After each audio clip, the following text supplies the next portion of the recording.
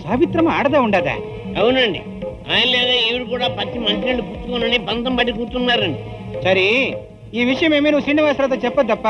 నాందా వస్తున్నా. ఈ మజ్జిగ తాగప్ప. వద్దు మంత్రి గారు. ఏమప్పా ఇదే? 2 దినాలుగా పచ్చి మంచినీళ్ళు కూడా ముట్టుకోకుండా ఏమీ తినకుండా ఉంటే ప్రాణం గిలగిలగిల కొట్టుకుంటుందప్ప. నీ ఆరోగ్యం గురించి నాకు దాన్ని తెలుసు, తాగప్ప.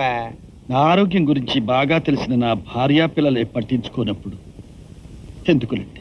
పట్టించుకోకపోవడం కాదప్ప శ్రీనివాసరావే, పంతాలు పట్టింపులు వచ్చినప్పుడు ఇంత మాదిరిదా ఉండునే. నీకుదా తెలియదా? ముందు తాగప్ప, వ్యవహారం అంతా నాంతా సెటిల్ చేస్తేనే. మంత్రి గారు మీరే చెప్పండి, ఇందులో నేను చేసిన తప్పేమిటి? ఏ తండ్రి నాకు కావాలని మోసం చేస్తాడా? నేనేం చేసినా వాళ్ళ సుఖం కోసమే కదా.